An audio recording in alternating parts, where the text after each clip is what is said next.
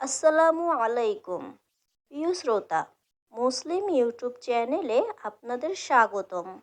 আশা করছি মহান আল্লাহ তাআলার অশেষ রহমতে সবাই ভালো আছেন।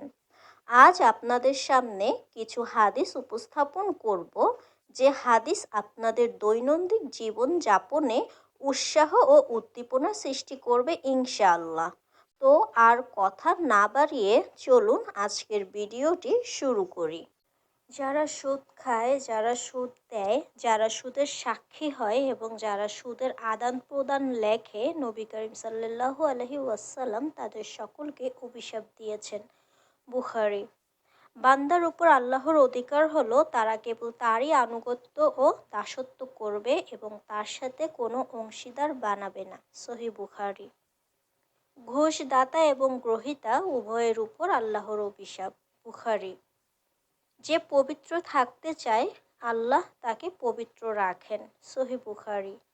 সালাত হলো নূর। সহিহ মুসলিম। যখন রমজান শুরু হয় তখন রহমতের দুয়ার খুলে দেয়া হয়। সহিহ বুখারী। আল্লাহর পথে একটি সকাল কিংবা একটি সন্ধ্যা ব্যয় করা গোটা পৃথিবী এবং পৃথিবীর সমস্ত সম্পদের চেয়ে উত্তম। সহিহ বুখারী। সর্বোত্তম বাণী আল্লাহর কিতাব। সহিহ মুসলিম। সর্বোত্তম জীবন পদ্ধতি হচ্ছে মুহাম্মদ সাল্লাল্লাহু আলাইহি ওয়াসাল্লাম প্রদর্শিত পদ্ধতি। সহিহ মুসলিম। যে আমার আনুগত্য করলো, অর্থাৎ নবী করিম সাল্লাল্লাহু আলাইহি ওয়াসাল্লামের আনুগত্য করলো, সে আল্লাহর আনুগত্য করলো। সহিহ বুখারী। যে আমাকে অমান্য করলো, অর্থাৎ নবী করিম সাল্লাল্লাহু আলাইহি ওয়াসাল্লামকে অমান্য করলো, সে আল্লাহকে অমান্য করলো। সহিহ বুখারী। নবী করিম সাল্লাল্লাহু আলাইহি ওয়াসাল্লাম বলেন, যে আমার সুন্নতকে ভালোবাসলো সে আমাকে ভালোবাসলো। সহিহ মুসলিম। যে আমার সুন্নতকে বিমুখ করলো সে আমার লোক নয়। সহিহ মুসলিম। কাজ নির্ভর করে নিয়তের উপরে। সহিহ মুসলিম।